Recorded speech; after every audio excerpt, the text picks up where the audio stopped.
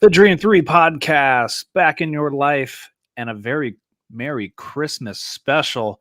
Finally, we have Neil back after a couple weeks off. Neil, great to see you and glad to have you back with us.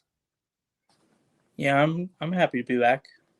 Oh, good, because it was I just don't me. want to see your face, but I'm happy to be back.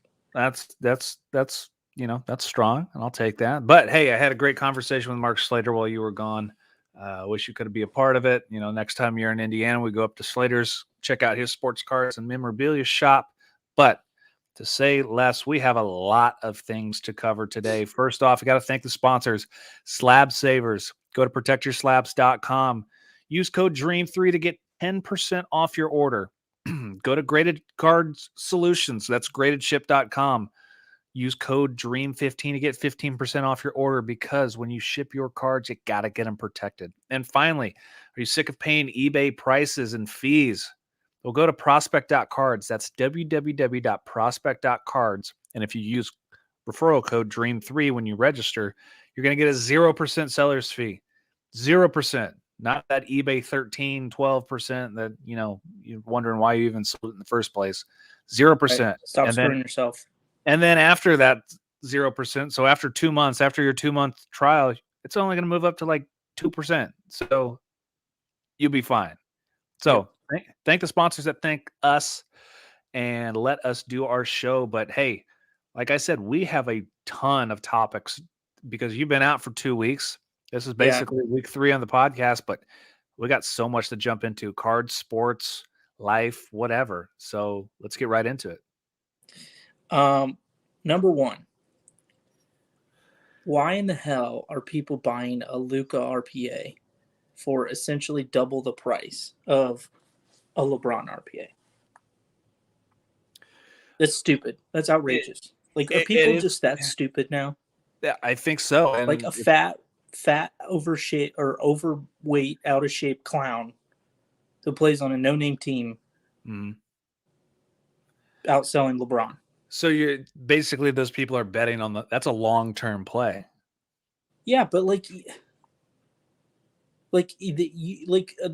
part that I don't realize is you're literally trying to justify spending almost $1 million on a guy who may not ever win an MVP, may not ever win a title, may not. That's stupid. That's just outrageous. I mean, he's on a terrible Are you team. just doing that to flex your money because you look stupid to the rest of the hobby and all these collectors? Agreed. You look absolutely dumb. Agreed. So what? Like, give me some prices, so kind of let people know who haven't really seen it. $444,000 for the limited logos RPA. Now, it's not the true RPA, but you're talking about an 03 RPA of LeBron in an EGS 9.5.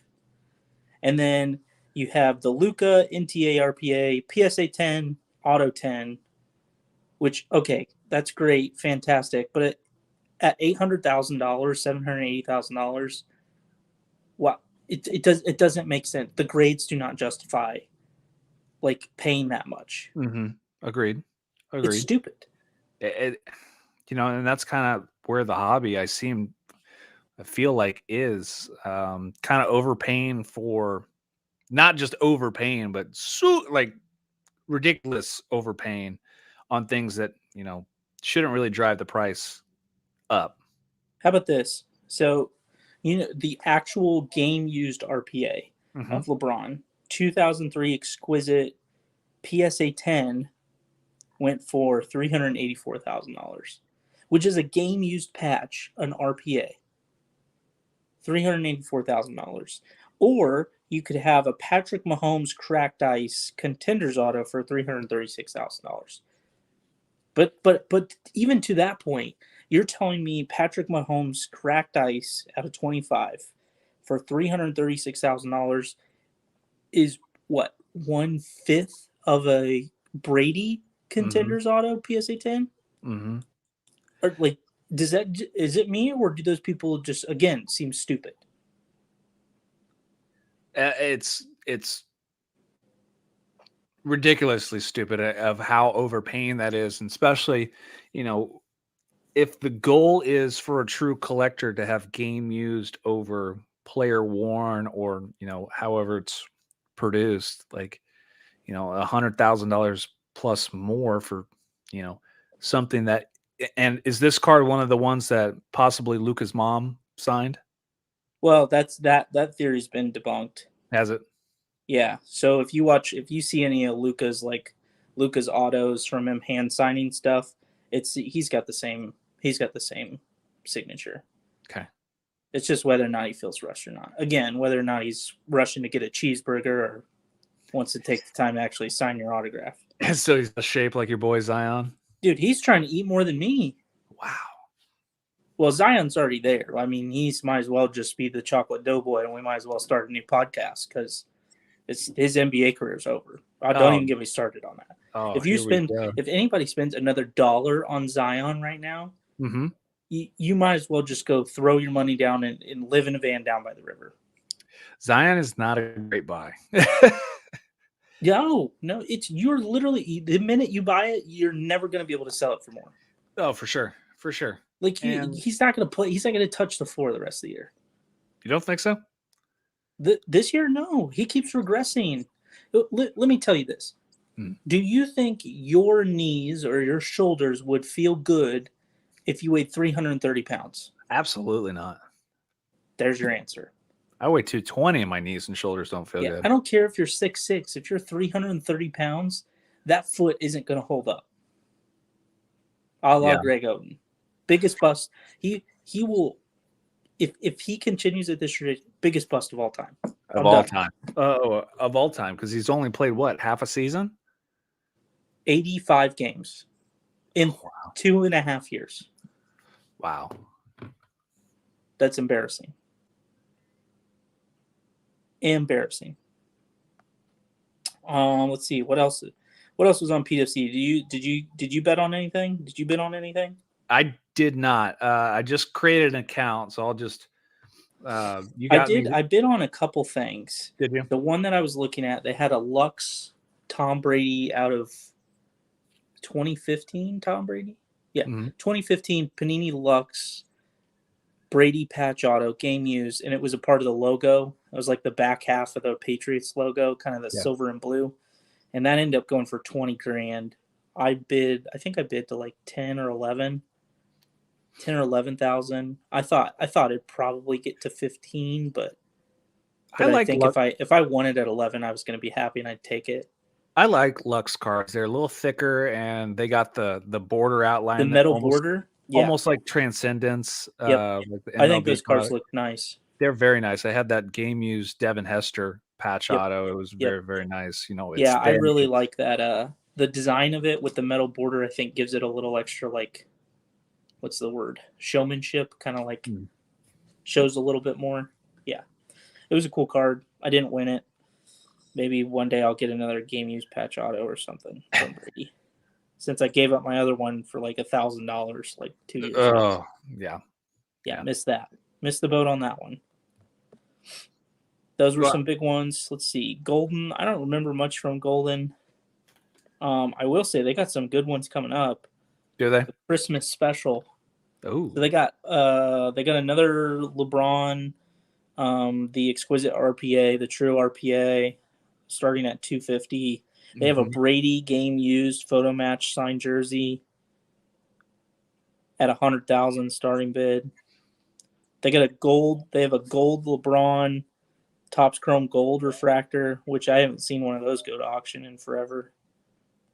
At a BGS 9.5, that's starting at $100K. That probably hits. I think people were projecting that card would probably get to $1 million. I think when I've talked to some of these other LeBron investors who don't see those cards, I think they said that one would get to $1 million. I wouldn't be surprised. Yep. Some cool stuff. Definitely some cool stuff on Golden. Let's go like for today. So the biggest transaction today in the card world is not football, is not basketball, is not baseball. Today it was Pokemon. And today, probably the biggest purchase of anything we've seen in a hot second happened today. And that is Logan Paul. Yes, the Logan Paul flew to Shine 150, Yep. follow him on Instagram, and bought a sealed case of 1999 Pokemon First Edition. So the case was sealed. So there's Mhm. 6 booster boxes in there. Baseball Card Sure. Exchange is the one who authenticated it. So they're all authenticated. They're all, I believe, they're in the hard cases with the sticker on it, so you know that it's not, been tampered with. But Shine bought this case from Mealy Pops for $2.7 million, and I then I I don't remember the exact and number or then sale, but right before the end of 2001 or 2021, and then sold it today to Logan Paul for $3.5 million. What? That's a I think it, if I'm not mistaken, isn't it the only one in existence? Correct. that The only authenticated sealed one in existence left. it actually might be. So that's, I mean, it's 29.6% plus on Shine's investment for a flip. Now for Logan Paul, do you hang on to it? Do you rip it? Kind of what do you do? That guy's such an idiot. He'll probably open it up, They probably will, but and then he'll have his brother wear 3 BGS 10 Charizards out on the next freaking so fight. with this coming down, does this say that will this move the Pokemon needle at all, you think? I'm sure it'll give him Pokemon a little bit of hype, but I think Pokemon, or at least from what I've heard, I don't do much Pokemon right now, but like I just have a couple. I just have the big three for myself. But from what I've seen of Pokemon, like it's still a pretty good buy amongst like kids and families. They enjoy the Pokemon aspect because it's still a game. It's still a trading card game. Yeah. But I will say like the true investment opportunity in Pokemon and then the collectability of Pokemon is definitely at a lower buying premium. So I think this probably gives a little bit of move of the needle, maybe a little jump to some things, but inevitably it's going to go back down and settle again. Maybe it gives it a little bump, but no, I'm not rushing to go buy Pokemon. That's Yeah, for I sure. wouldn't think so because, yeah, Yeah, like you said, it's going to give it a quick jolt, but there's nothing to really sustain it. Like yeah, Charizard's not, running for 200 yards, no, and Blastoids isn't hitting for threes. So it's yep. one of the things that's kind of like a lay and pray, kind of wait for the next 25-year anniversary or something like Oh that. yeah, I But mean, I think the smart buy, I think, and you and me have been talking about this. I think the smart buy in cards right now is baseball. Obviously, we're in the off yeah. season. You have a lockout that is going on right now. So you don't know if they're going to play or not, and you see a little bit of dip in some baseball cards now. Which is a I, good thing if which you're is buying baseball. if you're buying Personally, baseball. I've the only baseball card I ever bought was a Mike Trout PSA 10 and then Mhm, flipped it. mhm. But for me, like I don't do much baseball. But I do understand just by listening and paying attention that there. I mean, if you go Acuna, Soto, and Tatis, you're probably decently gonna make some money going back into the season. Which I think, that's the game I went, because I don't. There's so much baseball, and not Oh just yeah, like not just prospects, there's prospects, stupid. all the minor league teams, the affiliate teams. But like you said, if you're investing in the Tatises, the Acuñas, Mike Trouts, like that's the way you want to go. And I pulled the trigger on a Tatis refractor PSA 10 that I think I got pretty cheap. Um, but that's kind of a long-term hold to wait for the season because I know from the last time these sold, I got this $200 less, and that could be because of the lockout. And I'm tempted to keep going baseball, but the problem is I just don't keep up with it enough. I know the not the big hitters, but the guys who should be stars. Like remember right when the pandemic hit or the card market boomed, it's all about the same time. Galvin Lux was a huge hit. Now Galvin Lux is like pennies on the dollar. Bo Bichette's kind of in the middle tier.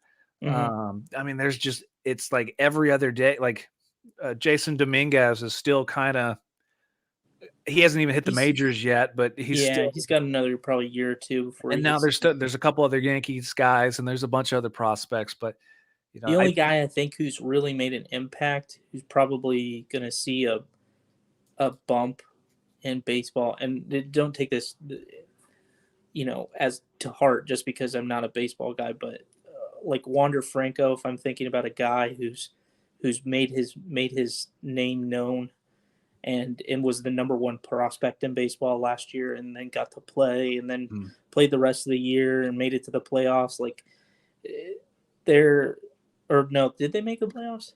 I think they just missed the playoffs. He plays for the Tampa Bay, doesn't he? Yeah. I think they just missed the playoffs, but I'm not 100% sure. Yeah, but anyways, I mean, he's a great player, and I think moving forward, he's going to be one of those guys who probably becomes like an Acuna, Soto, or Tatis. I mean, obviously, it's still early in his career, but I mean, if he stays on his right trajectory of how he's supposed to be, I mean, he could definitely be a potential buy too. But I mean, those three guys probably you're not going to go wrong. I mean, obviously, if you're into prospecting, just like with basketball, buy a Tyler Hero and then at $5, and then you sell it for $50 in the season. You take your money and leave. But at least if basketball, if you're prospecting, they're in the major leagues. Baseball, if you're betting on prospects, some of those guys might not make the majors for 4 or 5 years. It's true. So it's true. It's a long-term game. And then by that time, if you're buying guys who have, made their, let's say a Tatis, you're already paying premium or mid-premium prices for anything rookie of his. Yeah. And then the other thing I think I wouldn't say wrong with baseball or baseball cards is the amount of let's use basketball. What do you want in basketball? You want Prism, you want National Treasures, you want Immaculate and Flawless of modern players, but I would even argue like modern players. So like who we want. Now, when you look at baseball, you think there's Topps Chrome, there's Topps Update, there's Bowman Chrome, and there's so many different variations. Like thinking about it, like the amount of, and you don't know which card is going to stick is like their exactly rookie. I guess the only thing I can say is probably of more modern players is Topps Chrome is probably the card people probably most go to, and baseball guys could probably attest to this more. But their Bowman first autos are the ones that people like. That's the auto to get, but the Topps Chrome is the rookie card to get. I always think Topps Chrome because it's shiny. You have a chance with the X Fractor, but like you said, you never know what card's going to hit. Like what was the Topps? It was either Update or one of the series where it's just Andrew McCutchen with the double cup, like that card. And then all of a sudden blew up. Or had a Babe Ruth short print. Like you have no idea which card's short printed unless you actually look through the checklist. So I would say if you are deeply rooted in baseball, you probably understand the mechanics of navigating that market. But if you are looking from the outside, it's hard to understand like parallels and Independence Day parallels and Topps Chrome, Topps Update, Topps Series 2, Topps Series 1, Bowman Chrome, and it's hard to navigate that. I don't know it much. I'm not a baseball guy. I think the sport is dying because it's boring as hell to watch. It's just so boring. Yeah. Like give me Dontrell throwing 105 and then give me, Mark McGwire jacked up on, Red Bull and steroids and hitting the ball into like through people's chest. I'm down for that, but outside of that, I don't want to see a pitchers do a 1-0. No, nobody does. I think that's another reason why guys like Acuna and Tatis are so popular the way they are right now. Like, Tatis is, I mean, I don't even like baseball, but he's a fun player to watch. So yeah, a little more charisma. I'm invested in guys like that. So, I almost made a play on Acuna last night, but there's just it was a Tops. It was a Tops Chrome refractor. I guess there's a couple different variations of it, and I just don't know which one to go after. So I kind of got off that one and went to I got the Tatis a week or so ago, because that's kind of the one, if you're on the cover of the video game, you're the one that everybody knows. Right. So Now I'm looking at like Topps Chrome, which seems to be like the star, and I'm just like looking at, like, I just typed in Tatis and there's like 15 different 2019, 2018 rookies. Mm-hmm. But I'm looking like over the past 2 years, and like since, so like March, April, February, which was kind of the boom of all sports. After that, you get into the season, stuff started to dip, but it was like $350, and then it keeps going down and down and down and down and down. So this is like right now, there was a sale at $164 on December 11th, which was almost as low as the December 6th, the pre-COVID spike, almost as low as that at $154 for which card? for Topps Chrome Tatis PSA 10. Refractor or no? This is just the base. Just base. Let me see if I can find the refractor. Are you using Card Ladder? Yeah. Shout out to Card Ladder. Please sponsor us. That's right. Yeah, please, one day. One day. 506, December 17th. Oh, that's not bad. But before December 20, so this time a year ago, 406. Okay, So you're talking $100 more, 20% more. Yeah. I mean, what does it do next year? Does it bump up to $500-600 or $800, $1,000? Kind of see what kind of year, a couple guys that I was looking at that I was thinking about was, Tatis, Acuna, Luis Robert, who plays for the White Sox. He was a big deal during the boom, and he's coming off an injury. Yeah.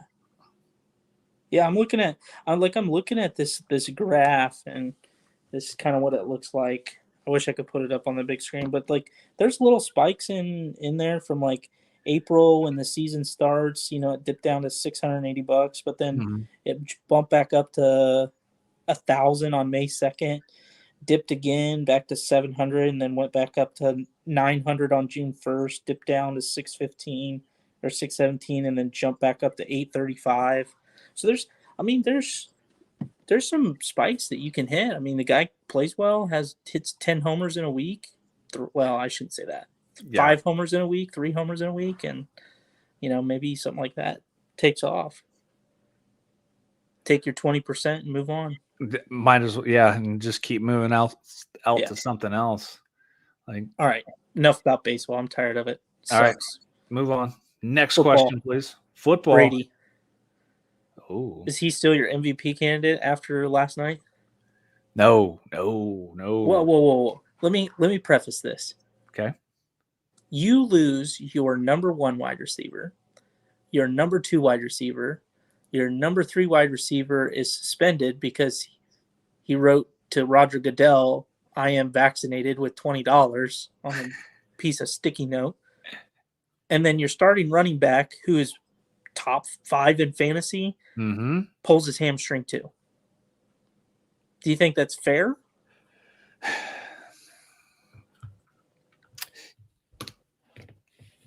Yes. Godwin tears his ACL. Okay. Name me I texted you that as soon as it happened. I knew that was gone. It was a good call. Name me the receivers that he had and the starting running backs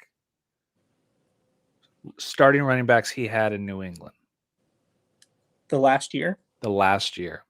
Sonny Michel, Damian Harris.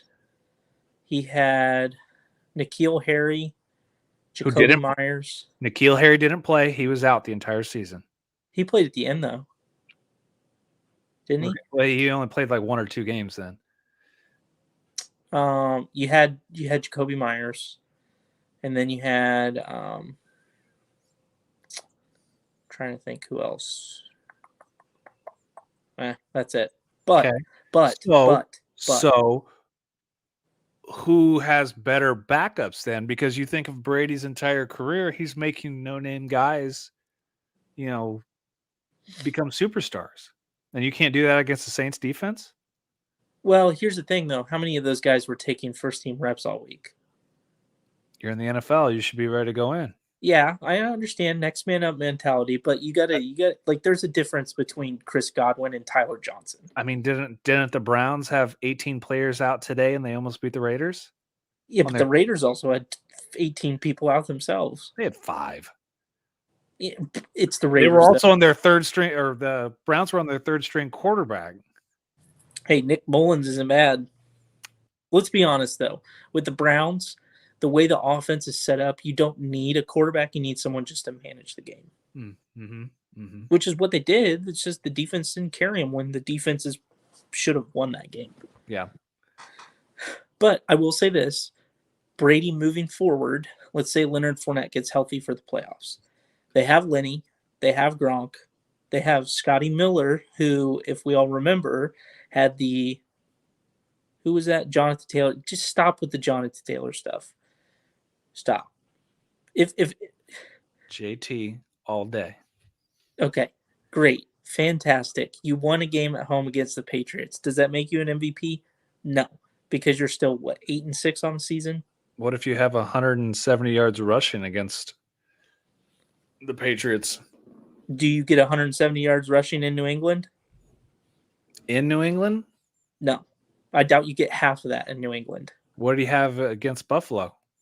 Is that 200 and whatever? Buffalo got torn up by Lenny. I mean, Colts got torn up by Lenny. Yeah, there you go. And Lenny gets the ball 10 times a game. Okay, then who's your MVP? It's Tom Brady. I mean, I don't even give me Aaron Rodgers. That guy's a homeless guy. But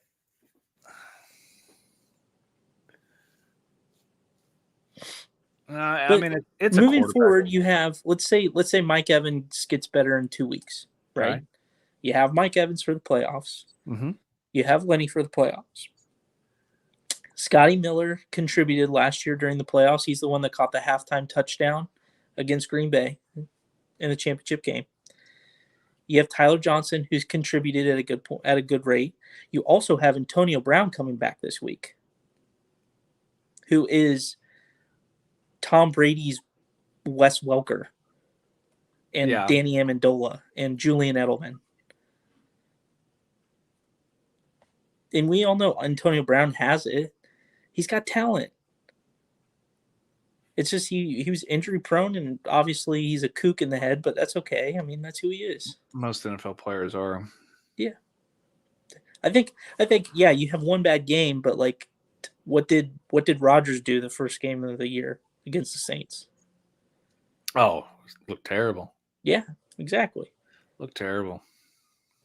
So we'll see. We'll see.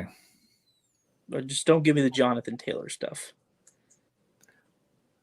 He's great, but we wouldn't be having this conversation if Derrick Henry didn't break his foot.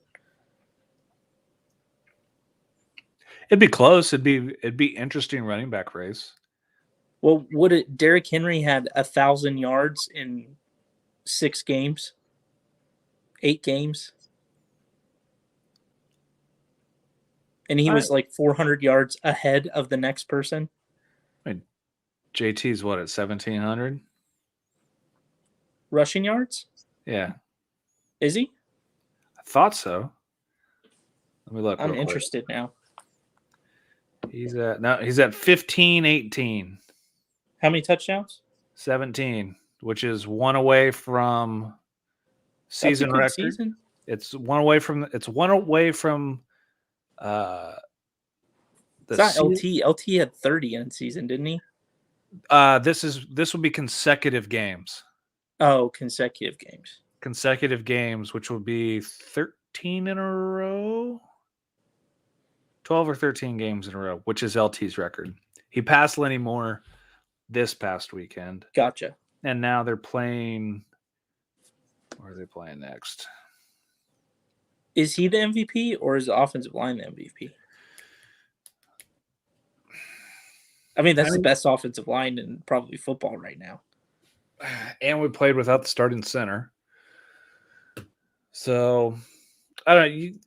I mean, it is a good offensive line, but you could say the same thing about quarterback. If he's got time to throw, who do you give it to? Do you give it to the quarterback? You give it to the offensive line. True, but I mean, still got to make the pass. Still got to make the run. Yeah, I guess maybe it's just because You got it's quarterback. Devin McCourty and Judon Smith unblocked in the hole, make them both miss and run 68 yards for a touchdown. Hey, that can happen with running backs. It can. I'll tell you what, Tom Brady's not making a juke in the hole. But he is hurdling people. He is jumping over people. At 44 years old. He is jumping over people. I would love to put if they go to the Super Bowl, that the over-under on how many rushing yards Tom Brady will get, always bet the over. That's right. Always bet the over on touchdown runs too. Always bet the over. All right, let's go UFC, since we missed the UFC card last weekend. Yeah. Well, a few weeks ago. Was it Nunes? Oliveira? It was last weekend. Oliveira and Dustin Poirier. Was that 2 weeks ago? It was last weekend. Oh. Thought. All right. Whatever you want to call it. Oliveira looked like he deserves to be a champion. Nunes looks like her conditioning is... It looks like she didn't train for the fight, and I can understand why. She looks like me training for a fight. And I can understand why. You're fighting somebody who, let's be honest, has no business being in there. Somebody who started late in their career and straight up, but you get this opportunity. You train, you're going to fight the best person in the world. The best person in the world doesn't train very hard. They try to knock him out in the first, minute and a half, 2 minutes, like they've done to every other opponent. And you gas out, because after you hit them, they're like, oh no, they didn't go away. And now they're fighting back. And then, as somebody who's a purple belt in jiu-jitsu, like, you're not going to tap to a rear naked choke with no hooks in. Like, all Amanda Nunes really had to do is arch her back and dump the girl forward, and there goes the rear naked choke. So that was rough to watch. But the good thing is, I sold that Prism 99 orange hours before the fight, and the guy did not return it. Thank God. Thank the Lord on that one. Yeah, there's another thing. There's another level to this. eBay. So I was talking this week. eBay, you have eBay, Leland Auctions, Heritage Auctions, Alt Liquid Auctions, Golden Auctions, PWCC, Billy Bob's Auctions, Hillbilly. All the auctions. Hillbilly Billy Jane auctions. The card market needs comps to be able to justify prices, but how can you justify a price anymore when there's an auction every week with the same cards, and not everybody has money every Friday to go and buy these cards. I think, and one thing, if you stay on the UFC topic, see the prices on some of these cards that people are asking for, a couple different of the Topps Chrome McGregor refractor colors. They're asking like $100,000 for most of these cards. And I understand they're low pop, but you can't tell me that, let's say a Justin Gaethje Topps Chrome PSA 10, which is a rookie card for him, is worth more than an on-card auto. Agreed. Some of this stuff is super ridiculous and overpriced. I don't get it. Yeah. Or you have on the flip side of that, where you have alt liquid auctions, which was this past weekend that ended, and you have cards that sell for 70% of their recent comp history, because this auction house requires you to have money ready at the time that you bid, and then when you lose out on the bid, then you get your money back in your account. Yeah. So it's like you can only bid, like let's say you wanted to bid on 5 cards and you only win one of them, you can, and you only have 10 grand in your bank. But if you bid 10 grand on one card, you can't bid 10 grand on another, which I understand like limits you or limits the shill bidding. But at the same token, like not everybody can just go deposit 15 grand into a alt auction and then all of a sudden they got to find a way to pull it back out and then move it to another auction house. And it's just, I think it's too much of a hassle. It's creating problems. There's too many auction houses right now, and it's ruining the landscape of how to comp anything. Mm-hmm. Mm-hmm. And then you have the flippers and Lou Will strippers out here going, well, I'm only gonna buy it at comps. It's like, okay, great, but the last comp isn't really real because it was alt liquid auctions, which has a really, really small market compared to eBay. And this one went for 80% of what eBay is. If I put it on eBay, it's going to sell for the same. No, it's the last comp. It's the last comp. It's like, you're stupid. Yeah. Stop trying to flip and make money off people. Maybe you just pay the price for a card that's actually worth it. Agreed. Everybody's just undercutting each other, and that's why we're in a freaking market that's regressing each day. Of course, because everybody keeps undercutting and wanting not to pay the comp. It's like a BGS, like, okay, this card. Okay. Mm-hmm. So Fleer Showcase BGS 9 just sold for 11,000, and then at Golden Auctions it was sold for 12K, 2 of them, and I got mine at 10,000. But the point is, like, if it was 11,000, I'm not going to say, well, I'm only buying it at 10K. No. If you want a card that's low pop, or you want a card that actually is going to hold value, you pay the freaking price for it. Yeah, for sure. And just because there's only one sale in the last year, that doesn't mean that that's what the price is.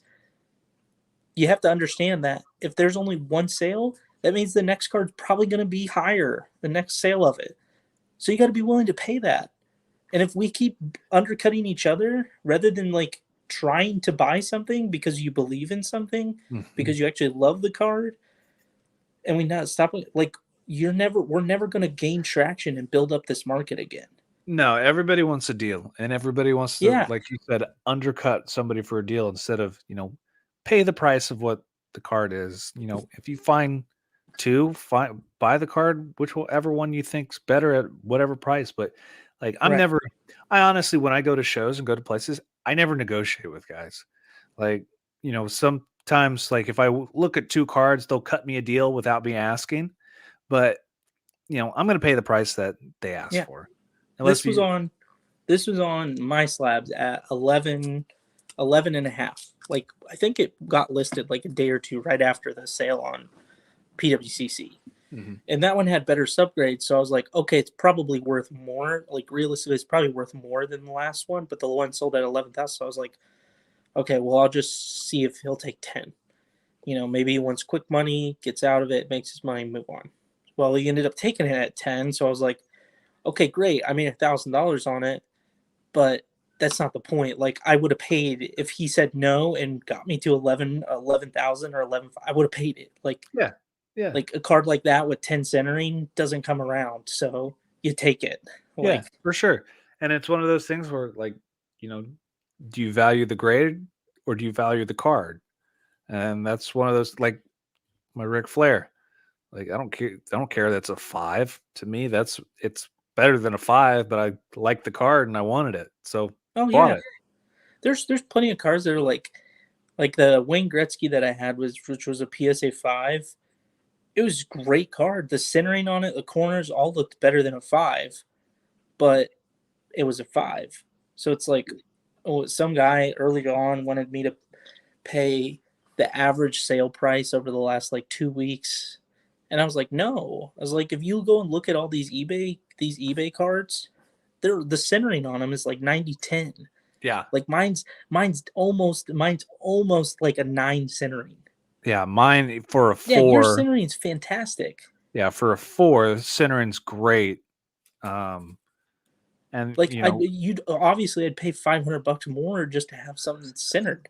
and you gave me that point, like, if I'm, and we said this in that, and 2 podcasts ago, I wanted a 79 Gretzky OPG. Yeah. And the biggest thing with these cards is how OC they are. And Oh you yeah. go to eBay and you get a lot of 90-10s, you get a lot of 80-20s. So, when you're looking at grades, yeah, you might have a 5, but if you look at the centering, it might be like a 2 centering. So, pay the extra bucks for the Yeah. card that you feel that is better in the long term. Yeah. People like yeah, I appeal is much more important now than probably it has been. And part of that's because grading is turned into a giant sham. They Oh, basically take a sure. giant spin wheel and they just see where Yeah. it goes. Yeah. Whatever it lands on, that's the grade you get that day. I think for everybody that grading is a sham. Not just PSA, not just I would say BGS and SGC. Like some SGC cards, I can't believe. Now, so far, I've been super lucky. I just sent a submission to Ryan uh, last week, so 6-7 weeks. We'll see what happens. A lot of 99 Bowman Best and Topps Finest football. So we'll kind of see what that. But so far, I think with SGC, I've done pretty well. Yeah. But like you said, grading, especially with PSA, I'm still pissed off about that Charizard that got a 5. Oh yeah. I think I think what happens is like these grading companies they make so much money that the grading doesn't matter anymore to them. So like For putting sure. out a quality product where the grades are consistent, it's almost like for SGC it matters because they're grading a lot more now and they're trying to boost up their numbers to try to create like their own like solidified position in the marketplace. But like BGS and PSA, they don't give a shit. No, No, they're like they're f they're that. Like they're we'll give raking you in a hundred six. I dollars don't a care. card. Yeah. Oh, that looks. There's a little speck right here. Let's give it a 7. It's stupid. Absolutely stupid. I'm Yeah, they're I'm just grading is turned into a giant mess now. and then you look at everything else that's starting to become graded, like Gary V's Uno cards. And I even commented I've on one of the Instagram pages said, "Oh, so this is why PSA's backed up over a year because we're grading Gary V hand drawn Uno cards." Yeah, Like, or freaking PSA 10 Kobe Whites yeah, because he dropped a 35-point game. one time or Yeah. 3 times. Or Desmond Bain for because he dropped a 30-point game because Jaw was out because of a knee injury. And then all of a sudden there's 15,000 Desmond Bains being graded. Yeah. Like, dude, they're like Slab Stocks. I think did this like last week. Where it's like junk. They did a podcast or where they were like basically discussing if it was like junk wax 2.0. But then they made the comment: is it junk slab 2.0 or is it like junk slab era? Where there's just so many slabs now that of just crap, like just It's wasted plastic and just cardboard. wasted cards. People just grading the stupidest things that make no sense. That's And why there's no money. yeah, that's why.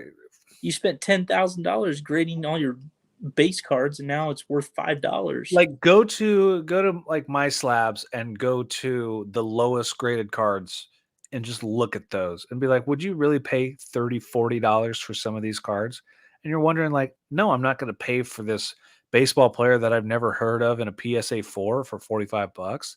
Like, Yeah, no. no, you're trying to make your money back on you grading the card, and that's not how this works. If the card is below an 8 and it's a base card, It's not worth it. it's not worth the plastic that it's put in, No.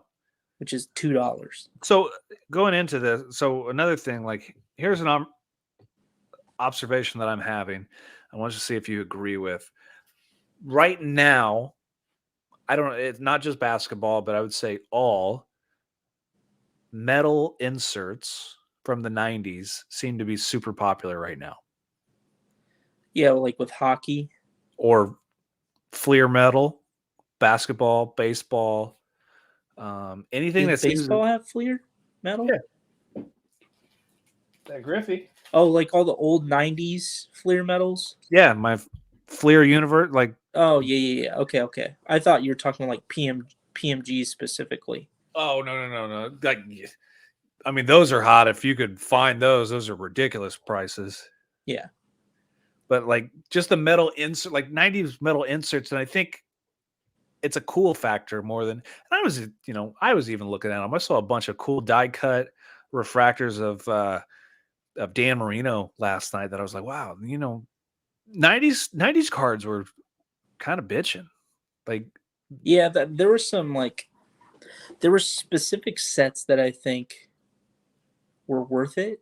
mm-hmm.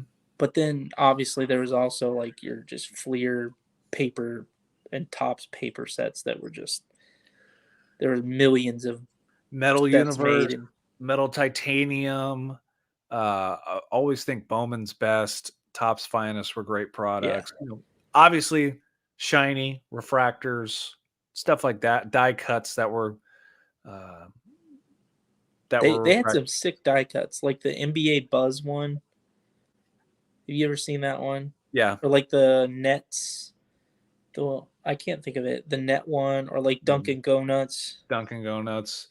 If Those you think of inserts, they're all Topps sweet. Finest football, like franchise bests, Yeah. all kinds of cool. Like, I would spend so much stupid money, and I keep talking myself out of that. Like, don't spend it on things that There's actually a pretty sick one that I'll share with you, that I have on my watch list on eBay. I think it's like 2005 Topps Finest mhm. football, but they have the NFL Shield, like refractors, NFL Shield. Like the rookies are all standing in front of the NFL Shield logo, and it Mm. actually looks pretty dope.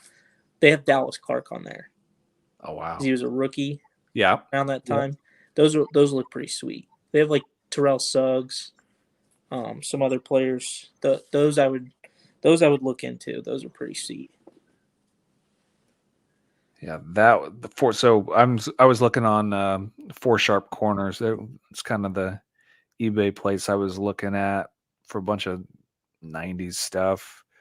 And I just so much nostalgia, but it's like it's not really worth the price. But it's cool to look at. It's one of Oh those yeah, things like, it's I like would. yeah, if I can drop $100 on 12 of these cards because I have spare money, sure, but I don't have $1,200 spare money right No, now.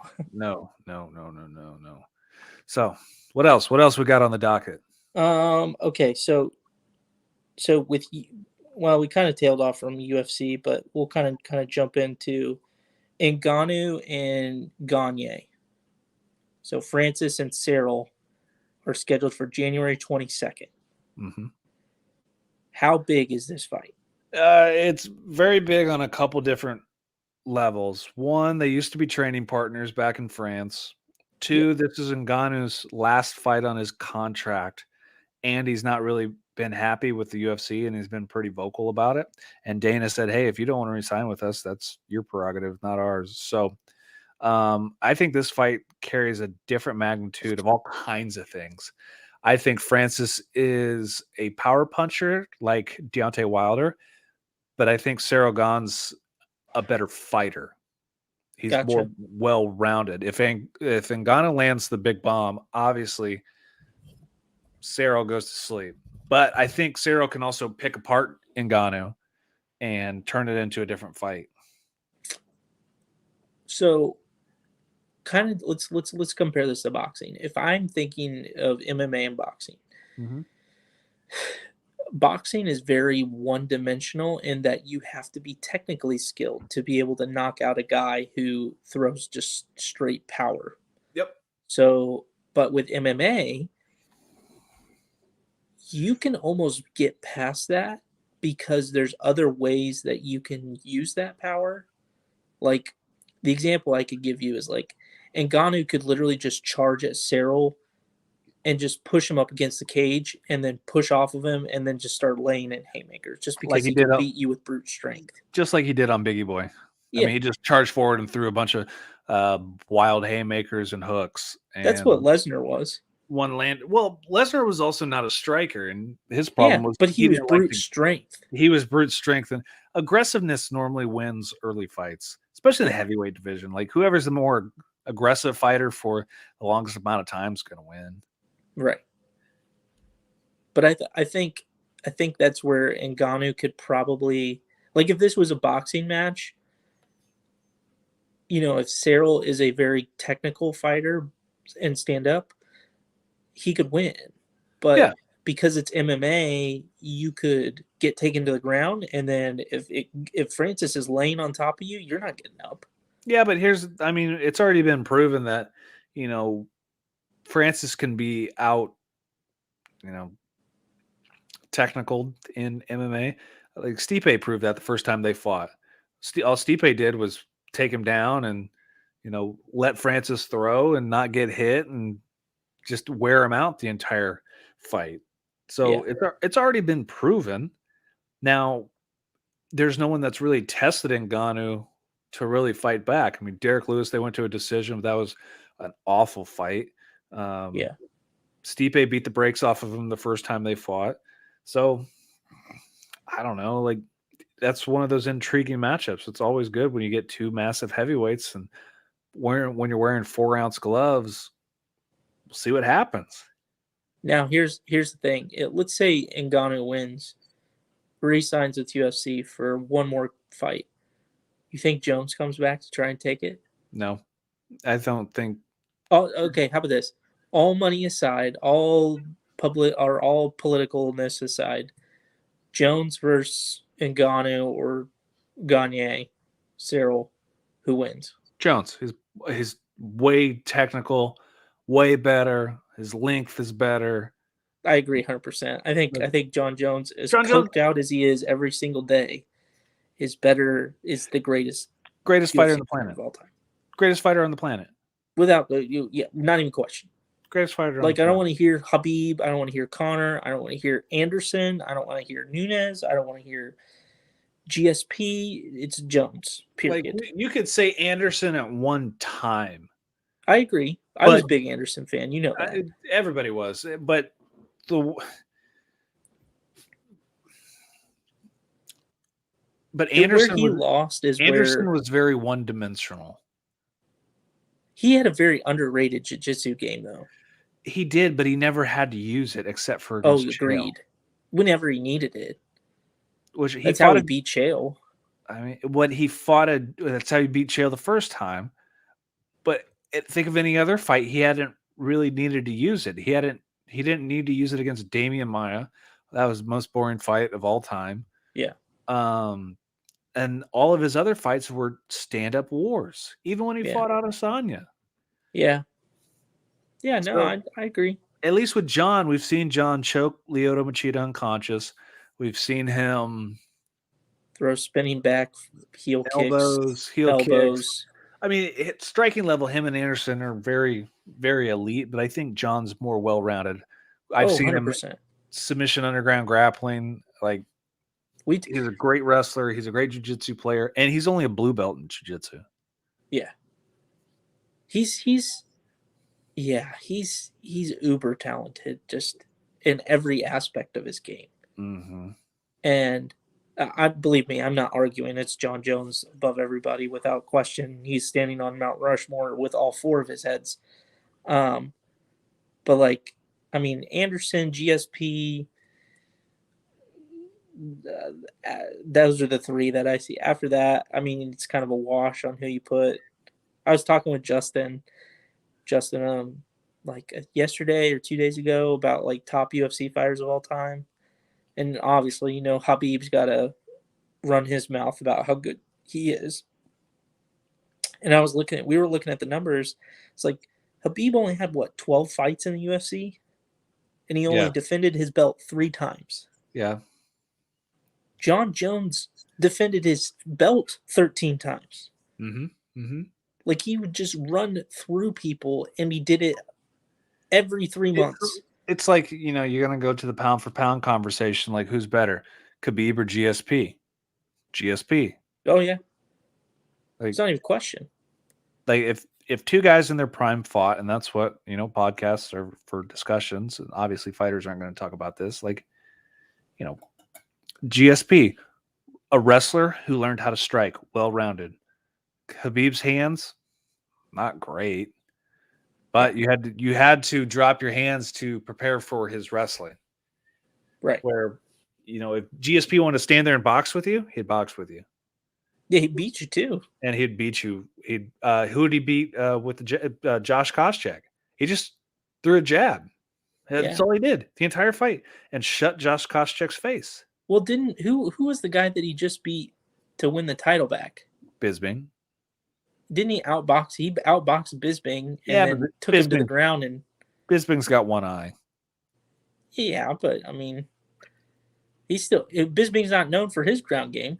No, but no European fighter back then. I would say from mid 2000s, Europeans they never wrestled and they didn't have any jiu-jitsu. It wasn't until probably later 2010s that started getting popular. Yeah. But GSP out wrestled Matt Hughes. GSP, beat the brakes off of everyone. Everyone except when he got KO'd by Matt Serra. But yeah, but even then he revenged that one pretty easily. Yeah. It was, GSP was, I mean, in my personal top 3. But who'd Justin say the greatest fighter of all time was? Oh, it's Jon Jones. Jon Jones, yeah. So, yeah, without a question. Yeah. We were just talking about Khabib and how it's like some people and himself probably regard himself as the number 1 fighter of all time, but it's like he's probably not even really top 5. So here's my thing with a lot of those people. So, Justin invited me to that UFC group, and so I asked a question one day, like, how do you guys, or what got you guys into, or what fighter got you guys into watching MMA or the UFC? And 90%, I would say 90% said Conor. Yeah, I was about to say. That's what, 2016, 17?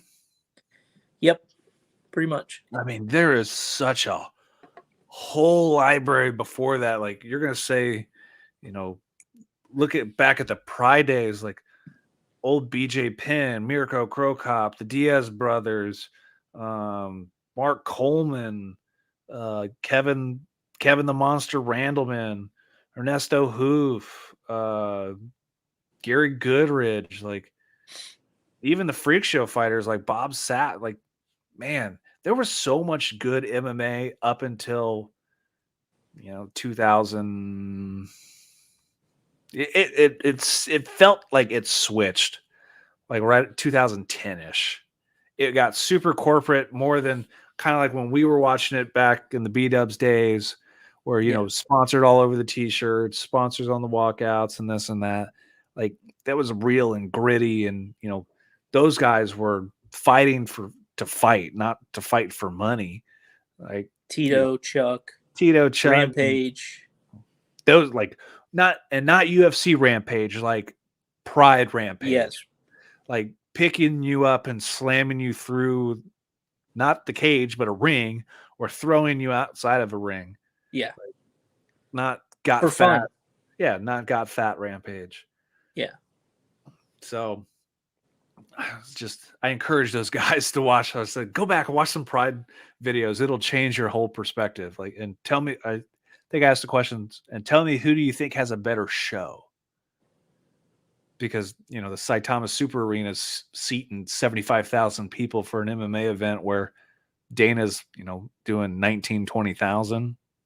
Yep. The show now, obviously moving around, but yeah, there's yeah. I mean, you and I used to watch. It was what, every month? Yeah, back then they were only doing pay-per-views like, once a month, once every other month. Yeah. But we were there, B-Dubs. Oh my God. From 6, 7 o'clock until 1 o'clock in the morning. GSP, Anderson. Those were the early years of Jon Jones when he was putting everybody in a crucifix. BJ Penn. They didn't have women's MMA then. before Brock, That was before Brock. Shane Carwin, Yeah. like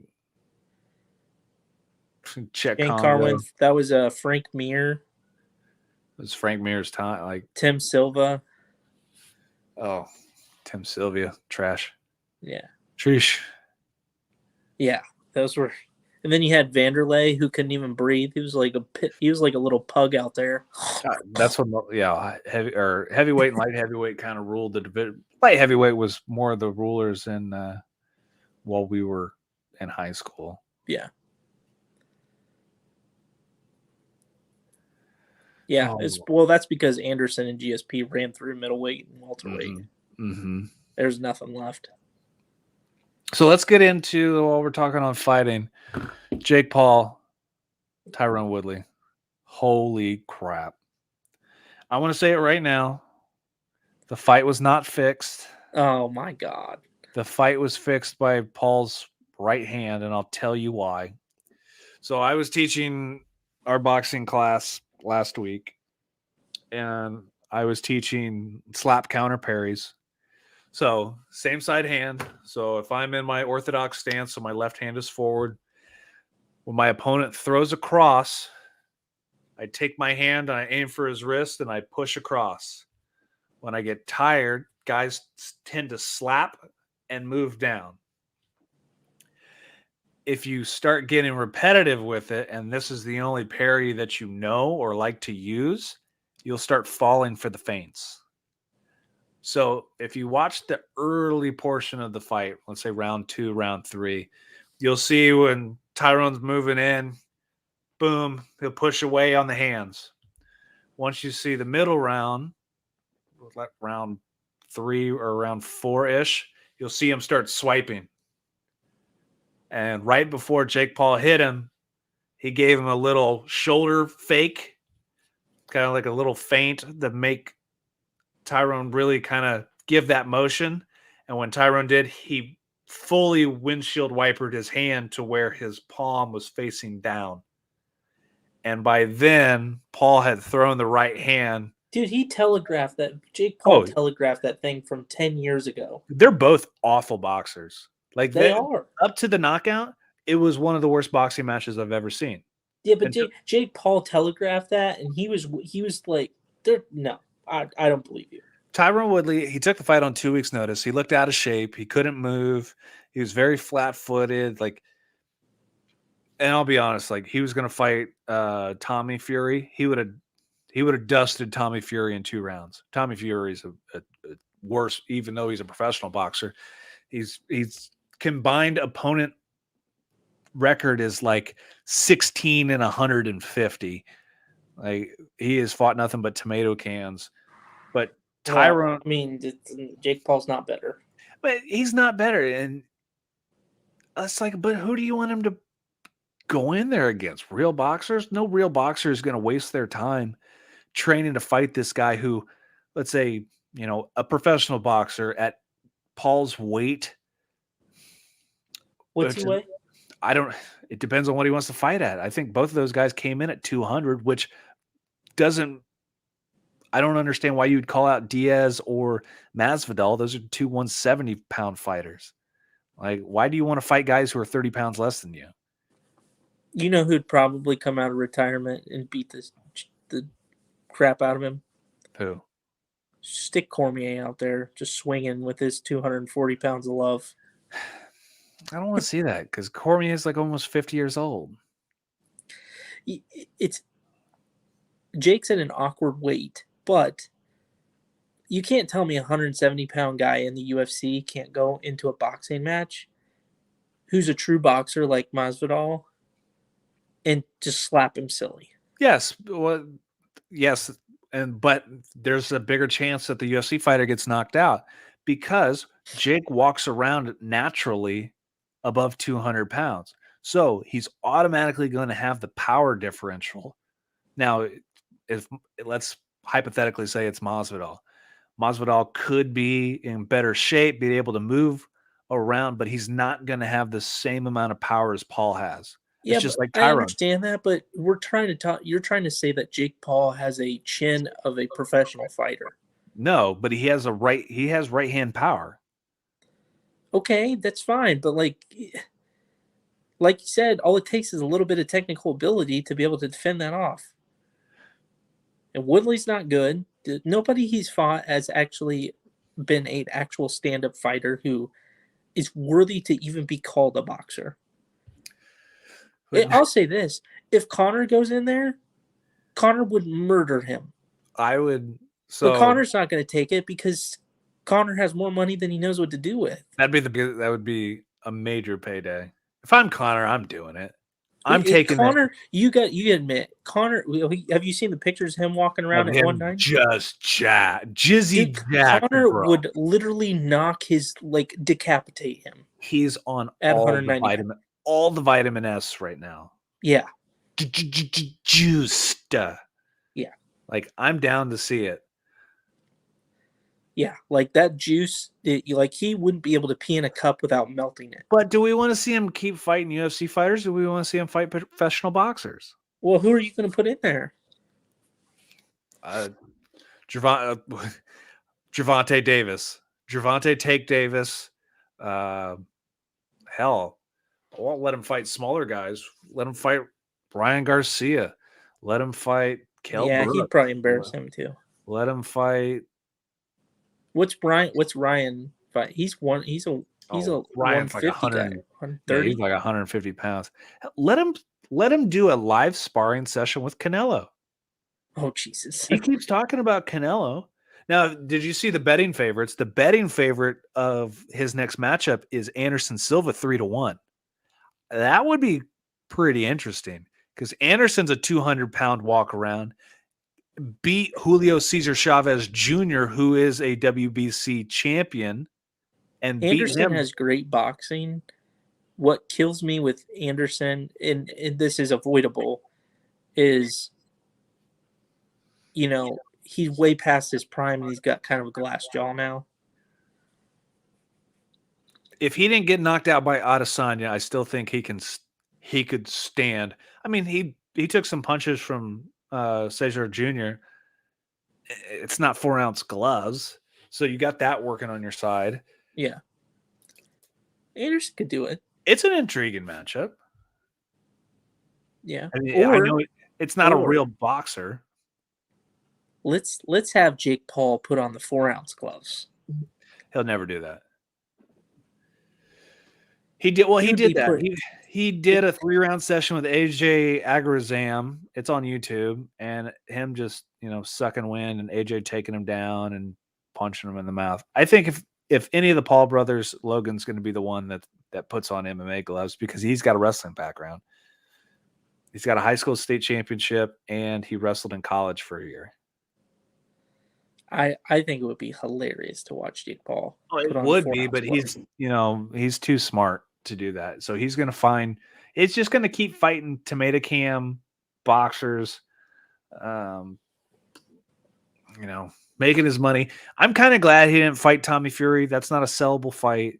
The only thing that made that fight want to be watched was Fury's dad, who's a loon, and then Tyson was saying some funny things, but yeah, nobody wants to see me watch dude who was on Love Island and could barely beat the guy who had like 9 was like 0-9 on the last card.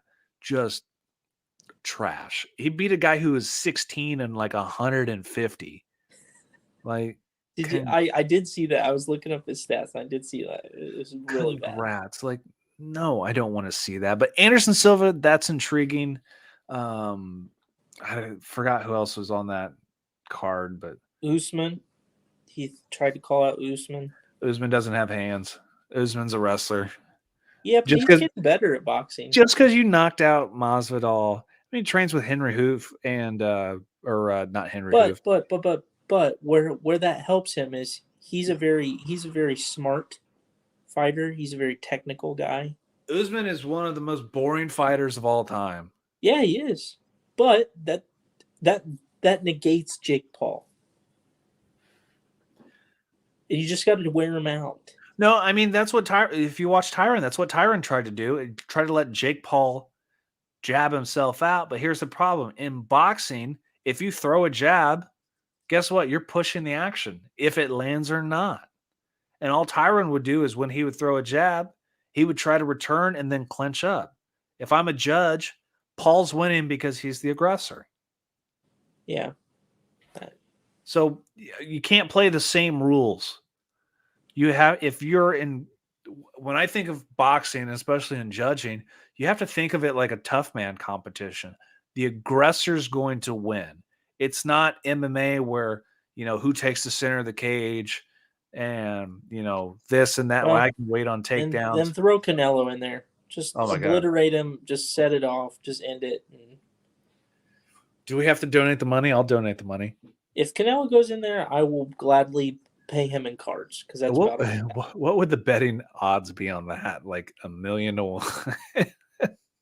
At least. And At Canelo least. just super wrecks him. I Yeah. want to see if I can. Where was that I saw that? So, cards. What are we Yep. picking up?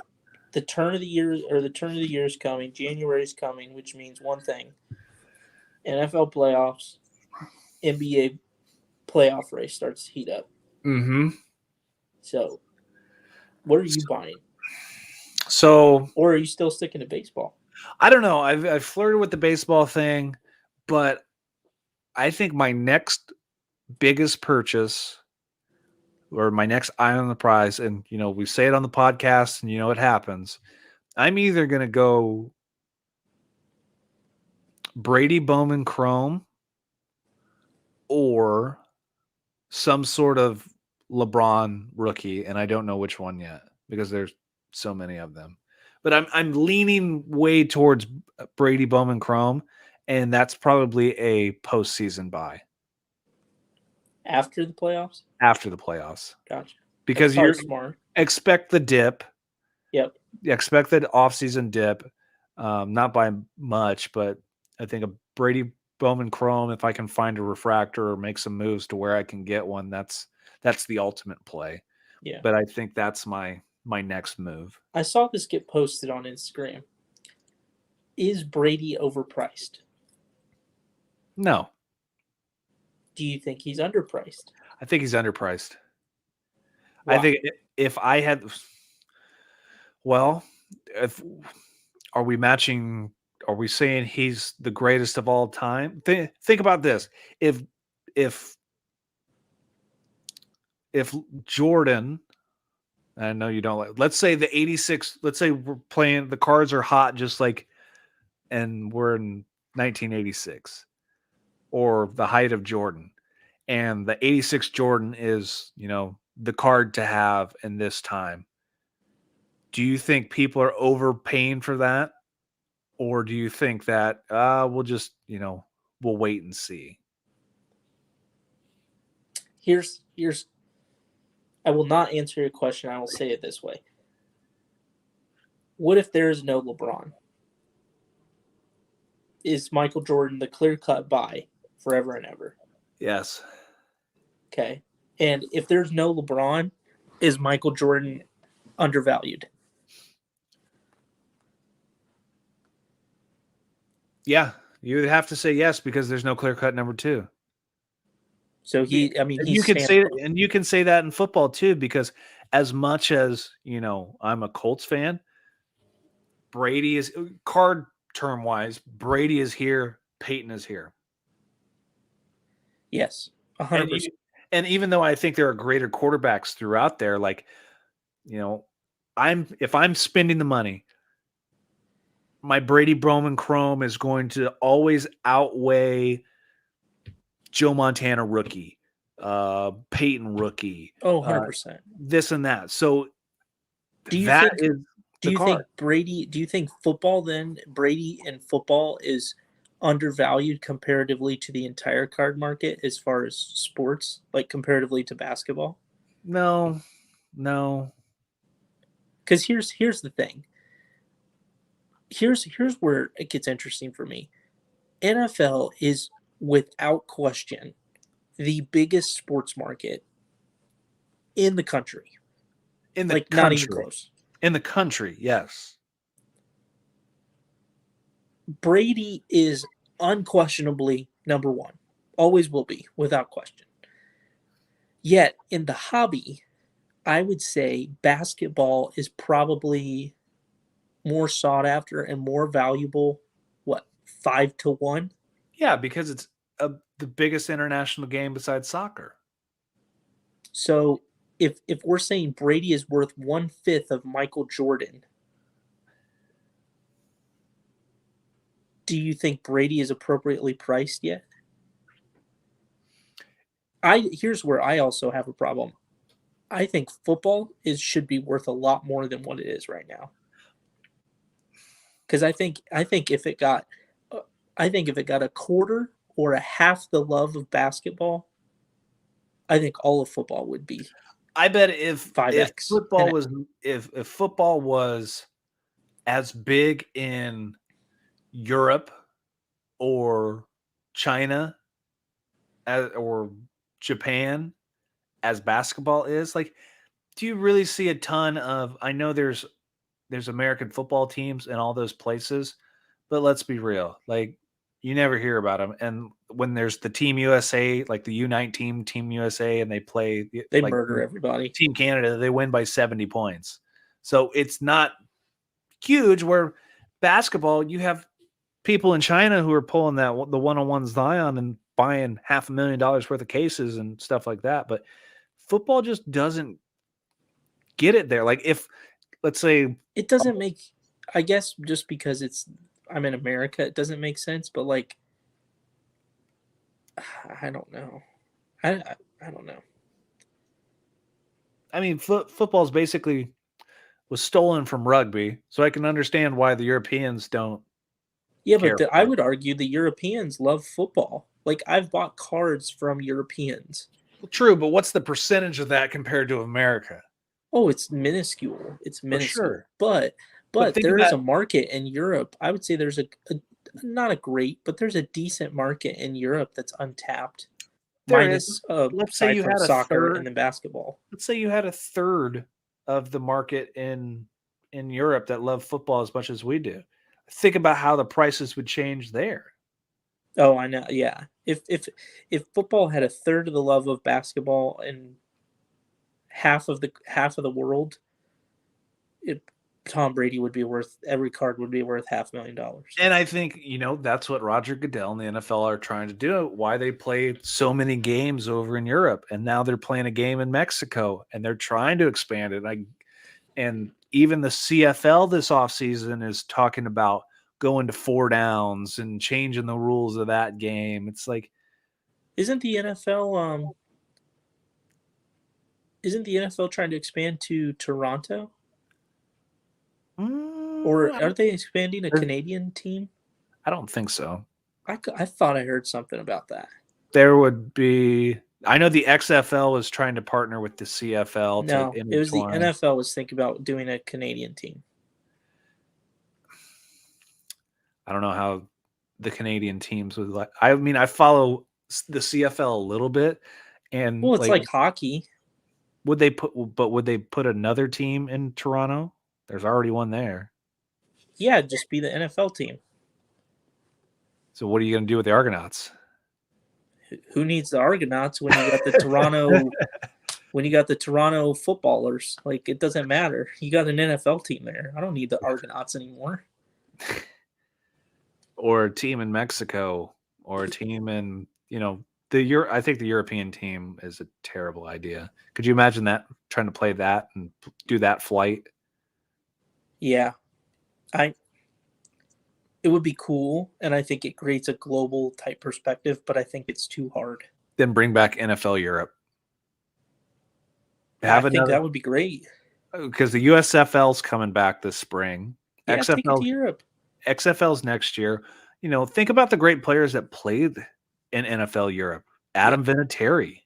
Yep. Kurt Warner played over there. Yep. Like, there's so many great players that James Harrison spent time over in NFL Europe, and you want to globally expand the game. There it is. Do you think? Well, hold on. Let's think scheduling wise. Is it even a possibility to do it? Yes. So what you would do is, let's say you're the European team. Let's say you play out of the Tottenham Hotspurs stadium. Let's say you would have to schedule your games, or the NFL would have to schedule your games like 3 road games in a row. So you would fly over here and you'd have to stay in America for a month and a half, go home, and then play your home games over there. You could do it. I think you could do it if you did bye weeks. But you did bye weeks. Well, no. I take it back. Not bye weeks. You could do it if you did Thursday night football, like incorporated the bye week. So like if each team who wasn't the European team had a Thursday night game after the bye week, that would give them enough time to get there, get settled in, get to the game, get back. Yeah. All I know is if there's games in Canada, I hope that stadium's indoor. No, actually, I kind of hope it's outdoor. I don't. My father-in-law told me he went to a Grey Cup game in Edmonton back in the day. Wind chill was -20. Like, Sounds like Green Bay. nah, I'm good. I'm good on all that. I think it would be fun. I think that would be terrible. I don't think it would be feasibly possible, but it would be fun. I think that would be terrible. Yeah. Awful. But I am excited to see the USFL come back. Yes. Even especially with the original team names. Yes. So that'll be cool this spring. Agreed. So, anything else you want to touch on?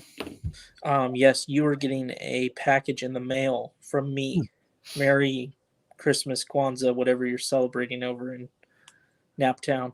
Interesting. I wonder what it could be.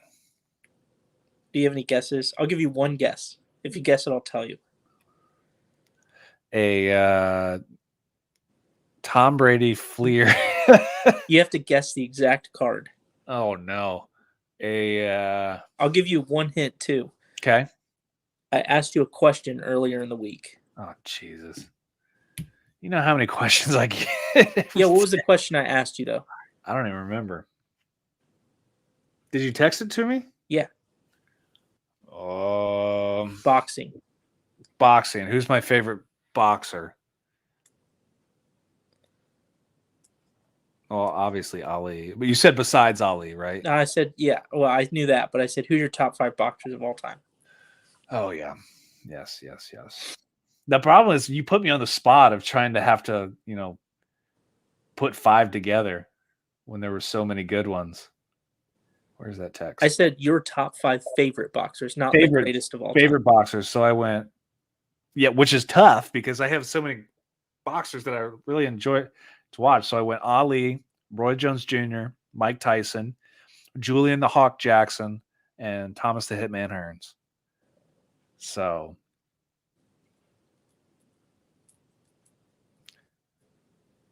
my guess will be a 1991 KO USA Boxing Roy Jones Jr. PSA 9.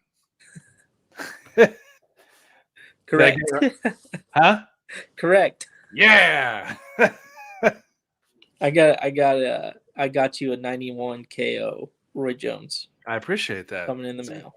So Merry Christmas. I have a ton of the raw cards sitting in here that I need to send to grading. And when I was talking to Dylan at the time, I was buying the hobby boxes for $20, $30. Yeah. And then during the spike, they were over 200 and everybody was wanting to get that stuff graded. And the pop counts were so low that the 10s were selling for thousands of dollars. And Dylan's like, oh no, I threw all these things away. Because think about it. It's got Roy Jones rookie card. It's got Lennox Lewis's rookie card. The foil cards and the holographic cards of Ali. Yep. It's got if you like boxing, it's a great set to have. Mm-hmm. Because they didn't make.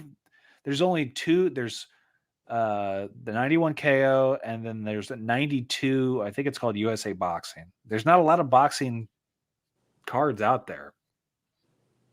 So, so sweet.